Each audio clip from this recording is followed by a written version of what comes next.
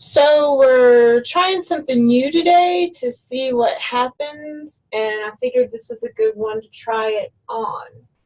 Um, so we are actually at like the hardest section, I think, in your book. At least the hardest section you've done yet. But really, tons of people have issues with this. See, you get a different view of me now. Tons of people have issues with this particular section, section 7.5. And I teach it one of the hardest ways to teach it. But once you get this way, everything else after this is like a piece of cake, because this is like the hardest thing ever. If I taught you one of the easier ways, then you have to remember it, and it just gets frustrating. So this is actually the best way to go about it. Now, every teacher that you have in college is going to have a different way of doing this. Every single one of them. And some of them won't be able to do it the way I teach you to do it, because they're just not that. They were never taught it that way. So they think their way is the best way, and that's okay. But if you know my way, you can function with their way without too much trouble, as long as you just wait until they're done with the factoring part, and then you'll see, oh, we got the same thing, and my way is easier because I'm better at my way. So it's okay no matter what way you go about it, whether you use the box, the X, they've got like tons of different ways of doing it. And if you try to look online, nobody's going to show you my way either, because I'm telling you, my way is the hardest way. But once you understand my way, you'll never get them wrong. So that's why I go with my way instead of some other way that has all these different methods to it and all these different steps to it, when my way is just a simpler version of the other way. They don't like my way because they think my way takes longer. I'm not saying that my way doesn't. I'm just saying my way is how I was taught, so it's the way that I teach. Period. End of sentence. And chances are, since it's the way you're going to be taught, it'll be the way you show everybody else too. So my way worked perfectly fine for thousands and thousands of years. It wasn't until people decided they wanted to try to make it easier, and then they added all these other steps to it to come up with a way. When I'm just saying, since you're already doing stuff in your head, go ahead and do it in your head. That's what I do. So, and that's what you do, because you did it for the last two sections. So I know you know how to do it in your head. So we need to start this section the same way we've been doing before, which is by the Factoring 101 chart. And the very first step in factoring is to take out the GCF. And the next step is to count the number of terms. And then if you have two terms, no, don't just sit there. You have to write this down. Every time you write it down, it helps you remember it. I promise you, you want to write this down. When you count the number of terms, you have three different possibilities. One of them is that you end up with 4 terms, in which you have to try grouping, which means you take out, see, I started shortcutting things. You take out the first GCF out of the first 2 terms, you take out the GCF out of the last 2 terms, then you take out the comma GCF. See, the more you write it, the quicker you can get about it. But it's still got all the information that you need. Not quite as many words as before, but still got all the information that you need. And then if it's 3 terms, we said that you ask what's the leading coefficient, which is our first number. If our first number is 1, which is what it has been in the past, then we have to follow the rules. Well, today we're going to talk about what happens if our first number isn't 1. That's when we do trial and error, and the error has to be capitalized. Unfortunately, the error has to be capitalized. We'll talk more about this in a second, but before we talk more about this, we have to list off what all the rules are, because we have to make a complete chart. Eventually, we'll get to what happens if there are 2 terms. There's no need to worry about that today. Today, we're dealing with 3 terms still, because we haven't finished 3 terms yet. So before we get to trial and error, we have to write down the rules. So the rules. So these are the rules. just like before, we have to draw the skeleton. Two numbers that multiply to get you the first term, two numbers that multiply to get you the last term, and subtract, add or subtract to get you the middle term. And then a plus in the back means the signs are the same as the sign in the front. A minus in the back means the signs are different, and you keep the sign in the front with a larger number. And then number 6 is to check your answer. All that we know from before, but it really needs to be written down this time. It needs to be written down just like this. So pause the tape and go ahead and write it down just like that. Now, we're going to talk about trial and error and how that's different. Trial and error implies that what you're going to do is attempt to guess at what it is, which in general, that's exactly what we're doing. We're guessing at what the answer is, and then we'll check and see if it's right. However, there are some tips that you can use from the rules that'll make your guessing a lot simpler. And I think it's because these people don't know what tips they're allowed to use and what tips they're not, and that's why they don't like using this. But I'm going to tell you exactly which tips you have to use, which ones you can't rely on anymore. So I need you to take a different color pencil. I'll even let you use a different color pen, but it needs to be something bright and something drastic. So something that clearly marks through stuff, maybe a red pen or a dark pink pen, something that's drastically different. And yes, I did say pen for a reason, because I need you to understand that what I'm getting ready to write with this is completely going to alter that. Now, we know what the rules are, and if you really needed to look at the rules again, you could always go back to the section before and see where we wrote them down originally. So I know you have the rules permanently in your notes somewhere, but this time we're going to go ahead and alter these rules instead of rewriting them out so that they fit our trial and error. So you notice the rules I have down in blue, but the trial and error I'm going to adjust with the hot pink. Okay? So when you're doing trial and error, that means that we didn't get a 1 for our leading coefficient. So let's look at the problem 3x squared plus 20x minus 7. Okay? We didn't get 1 for a coefficient. There was nothing to pull out, no GCF. We did count the terms. We got 3 terms. Our leading coefficient in this case is a 3 because that's the first number that we have. Now, when we go to follow the rules, our first step would have been to draw the skeleton. But when we're in trial and error, our first step really is going to be to draw the skeleton. So we get to keep that one.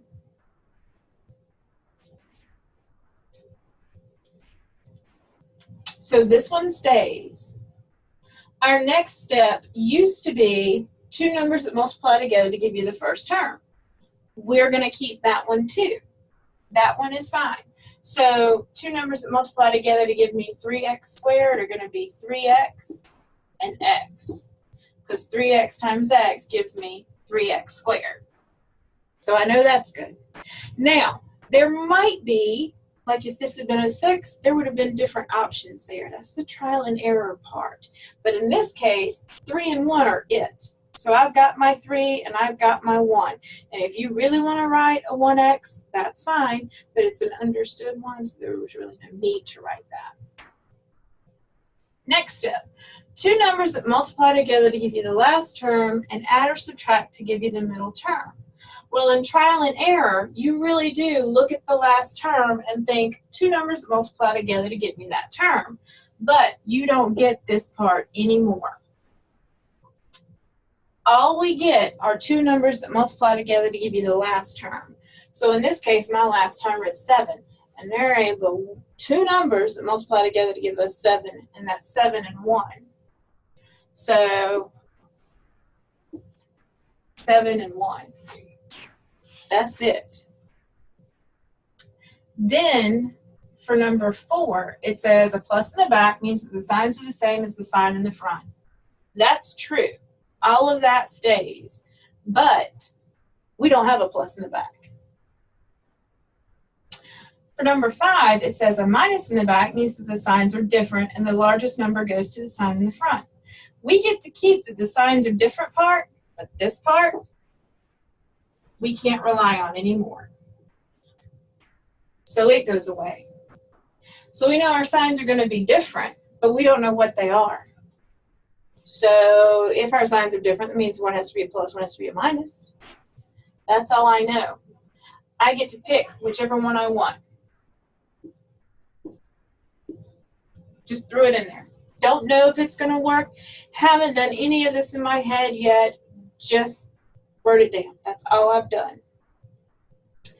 So now, the last step is to check your answer. And this is super important in trial and error.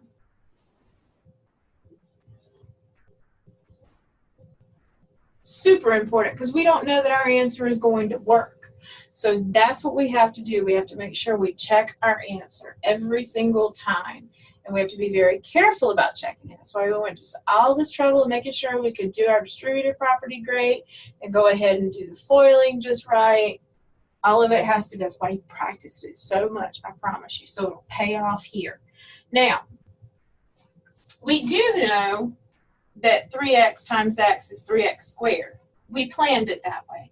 We do know that 7 times negative 1 is going to give us negative 7. We planned that way. What we don't know about is this 20 in the middle. So what we have left to multiply together are those two. When I multiply 3x times negative 1, that gives me a negative 3x. When I multiply 7 times x, that gives me a 7x. And when I combine those, I don't get 20, which means we've done something wrong. That's okay. That's what makes this trial and error. It's okay to get stuff wrong. So the first thing I'm going to do is mark this out, because it's not right, and try it again. So I'll start over again.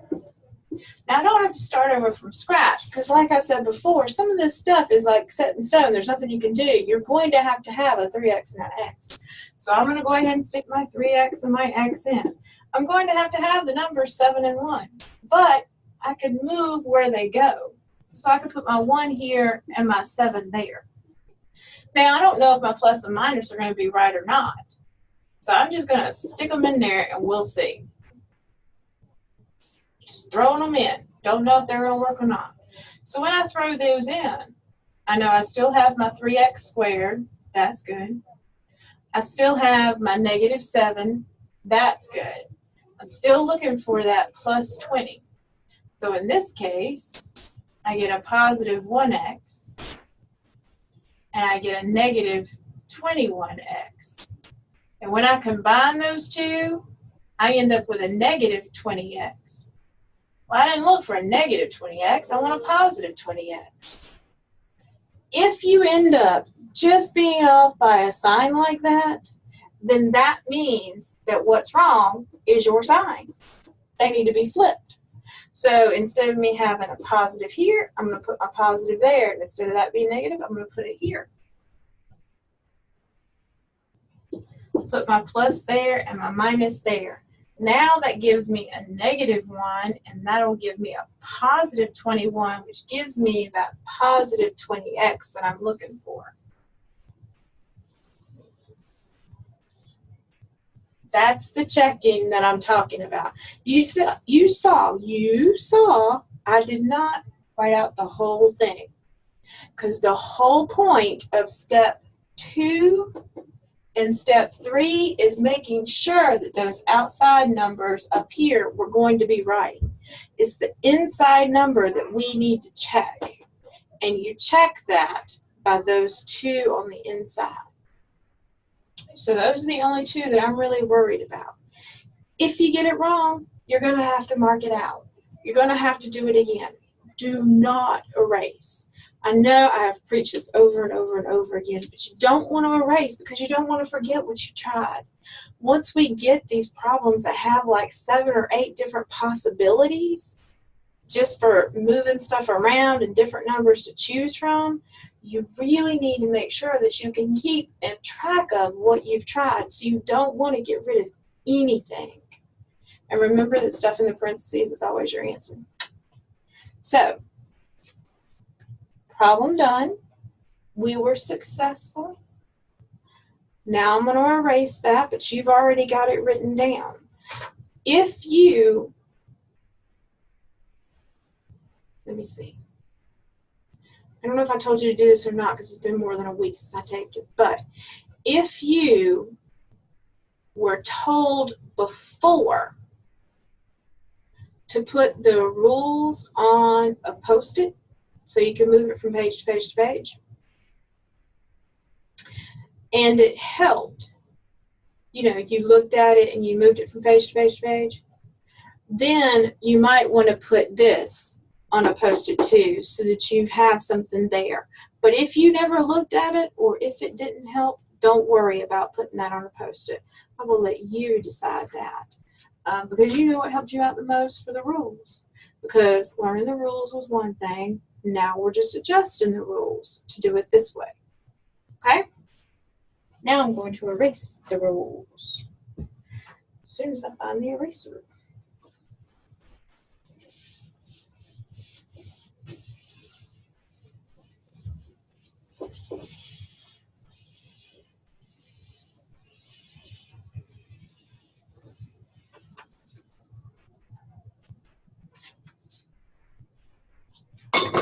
Let's get a different color.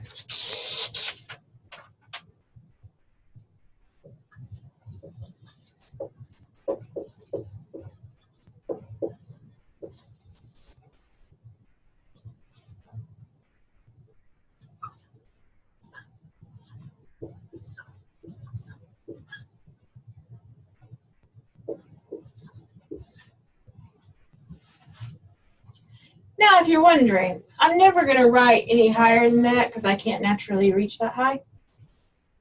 I know you're excited about that.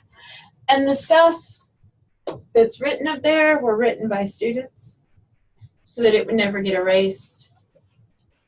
That was drawn by an art major who used to work for me, and I can't erase it because she actually signed it. That's her artwork.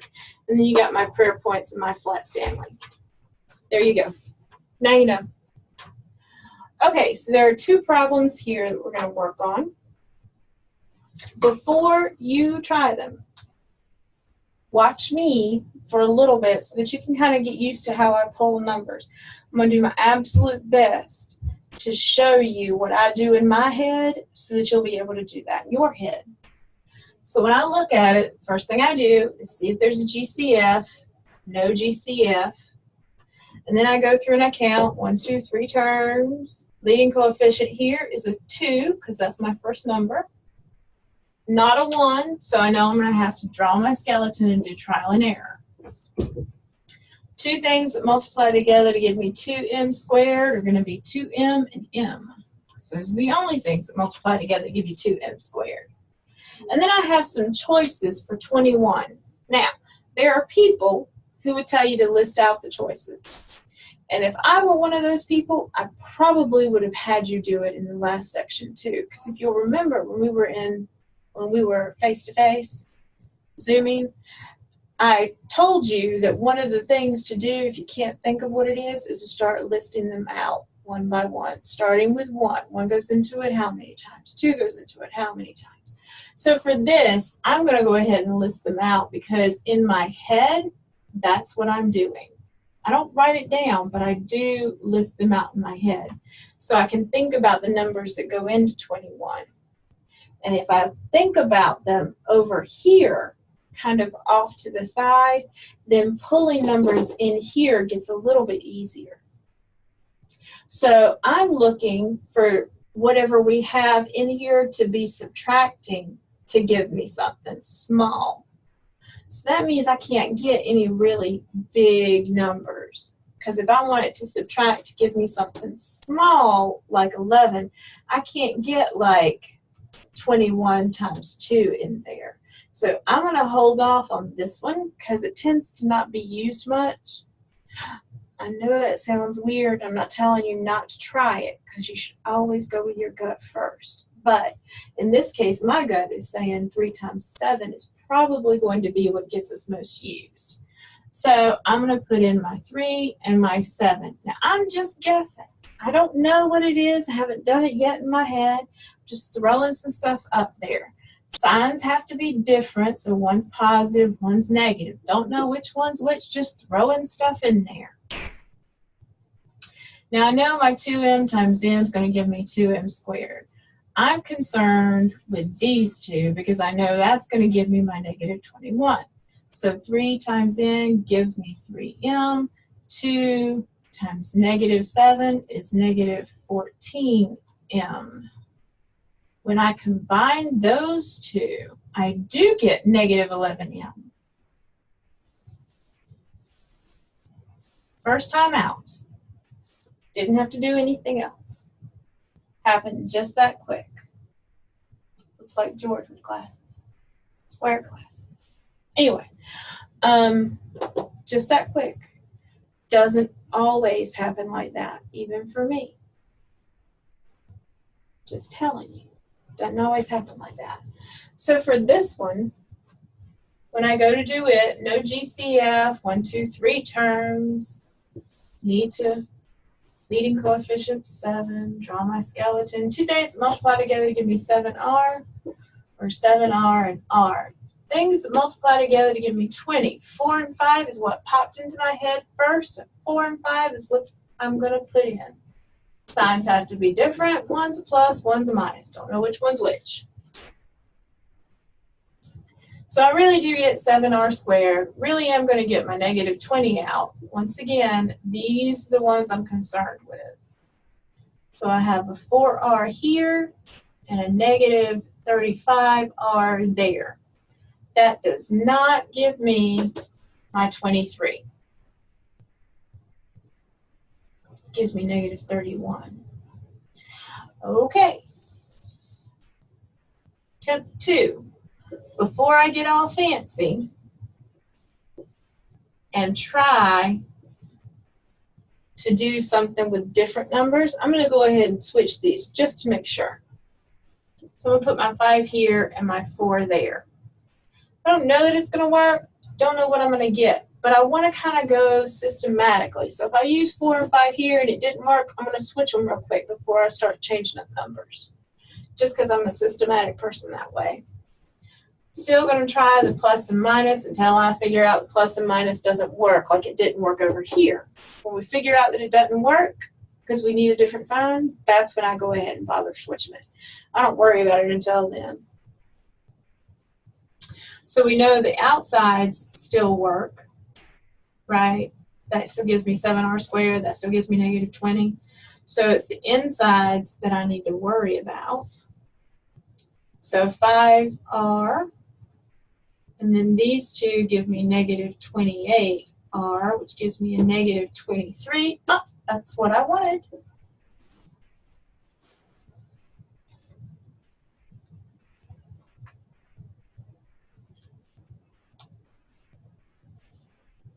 Keep that hope alive. 2 more.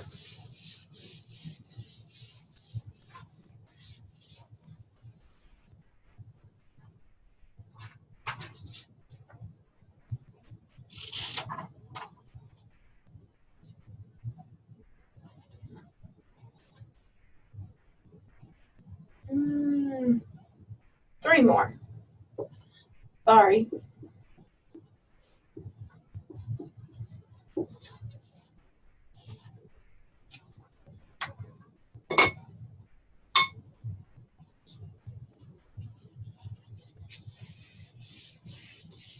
It looks like that teal is too light for you. Might have to switch that to my in-class color. Try this teal, see if it's too light.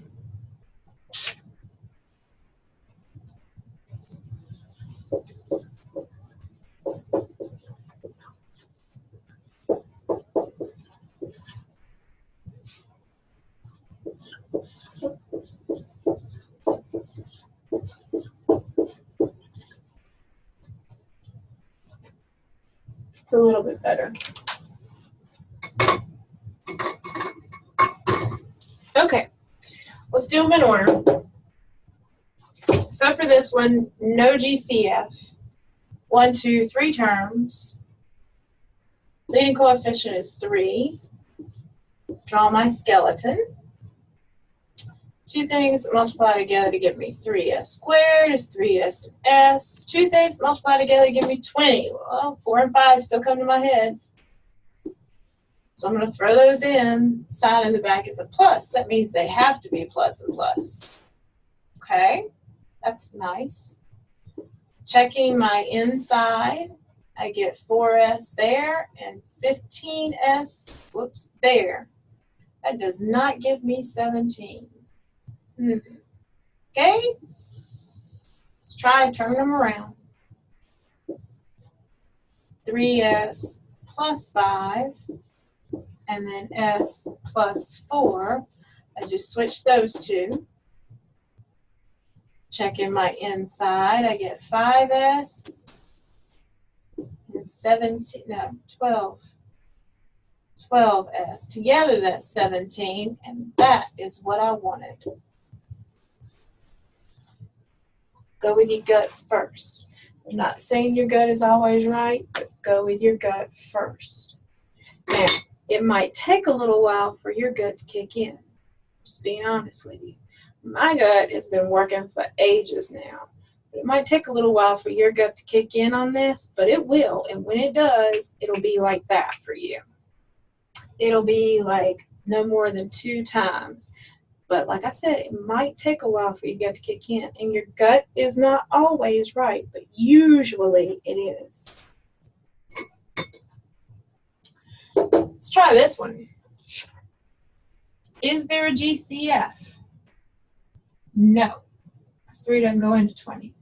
3 terms, leading coefficient's 9. Now this one gets a little more complicated because this one has a couple of things that could be 9.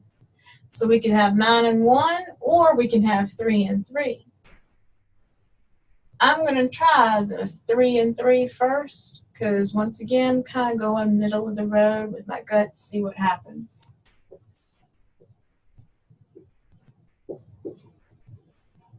And then with 20, once again, I'm just curious as to what's going to happen with, the 4 and the 5. Just curious. Not saying it's going to work, just curious as to what's going to happen. Plus in the back, plus in the front, so it must be plus and plus. So to check, I got my 12x. And I got my 15x. Hey, look at that. 27 right there. First time. That's what I'm talking about. If it wouldn't have happened, then I would have had to have changed some stuff. And the first thing I would have changed would have been switching my 4 and my 5. I would have tried almost every number with 3 and 3 still in there before I went back and tried changing it to 1 and 9. I'm just saying, I wasn't feeling the 1 and 9. Just not. It wasn't what came to me. For this one, we have quite a few options here and a couple of options here. So there is no GCF, only got 3 terms, leading coefficient still 16. And if for some reason you get one that doesn't have the x squared term there, remember, go ahead and put it in descending order first, makes your life easier. So 2 things multiply together give you 16. Yeah, it's going to be 4 and 4. I'm just throwing it out there. That's what I'm feeling. And once again, the 15, I'm feeling the 5 and the 3.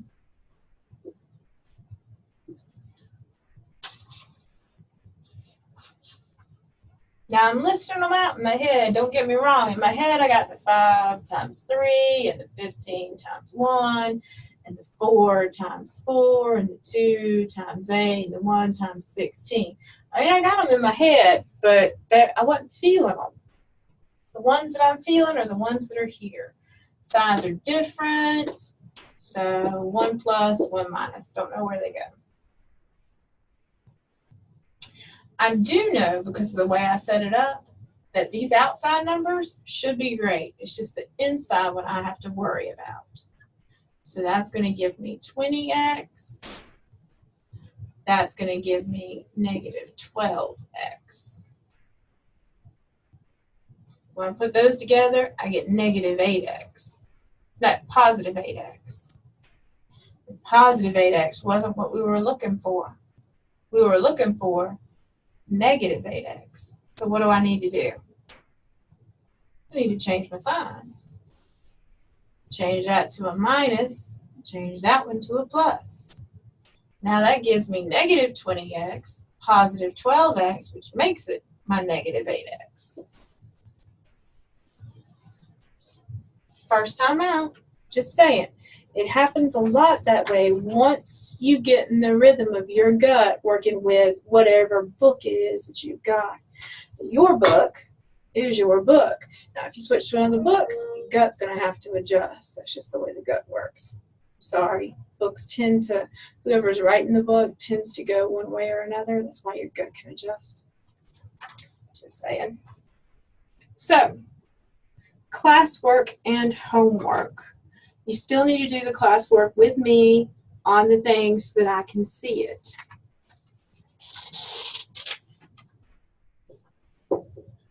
I need to know how well you're doing with it.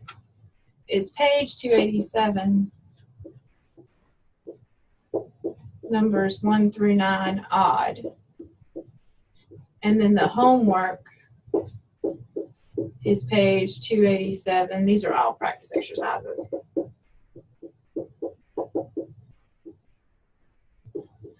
Numbers 11 through 19 odd.